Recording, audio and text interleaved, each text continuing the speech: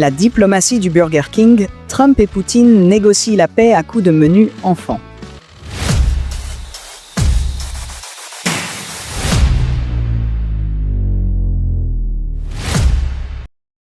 Ah, la paix en Ukraine, ce doux rêve qui hante nos nuits depuis 3 ans.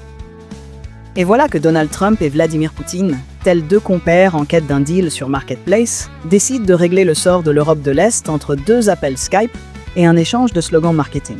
Bon sens, clame Trump, comme s'il vendait des aspirateurs à la télé.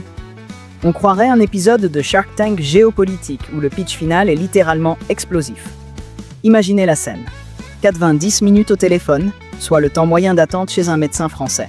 Au menu, Ukraine, IA, énergie et le pouvoir du dollar. Parce que rien ne scelle une amitié comme un cours de macroéconomie entre autocrates en herbe, Poutine, dans un élan de franchise made in KGB, aurait murmuré « Et si on arrêtait cette mascarade ? Je garde l'Ukraine et toi, tu récupères les terres rares. Win-win, non ?» Trump, ravi, aurait répondu « Génial ! On signe ça en Arabie Saoudite, entre 2 parties de golf et un château de sable. » Pendant ce temps, l'Union européenne, aussi utile qu'un parapluie en tsunami, découvre la nouvelle via une notification Truth Social. Aucun accord dans notre dos ne fonctionnera, grommelle la chef de la diplomatie européenne, Josep Borrell, avant de réaliser que son téléphone était éteint depuis 2020. Macron, lui, tente de sauver les meubles en organisant un dîner urgent à Paris, mais tout le monde a oublié d'inviter Zelensky, le pauvre, coincé entre un Trump qui lui promet de la paix, mais sans la Wi-Fi, et un Poutine qui lui propose une solution à long terme. Traduction : rends-toi mon chou. Rappelez-vous Helsinki 2018.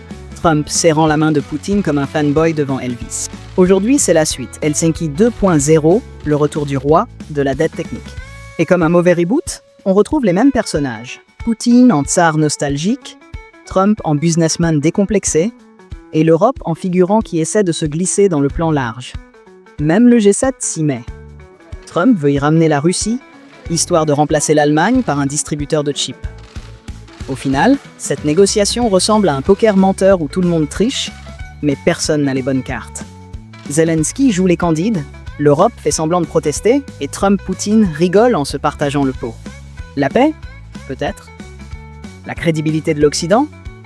Aussi solide qu'un château de sable sous un missile hypersonique. En attendant, préparez le popcorn. La saison 4 de Game of Oligarch promet d'être explosive. Et n'oubliez pas, chez Trump et Poutine, le client est roi. Surtout s'il a des terres rares à vendre.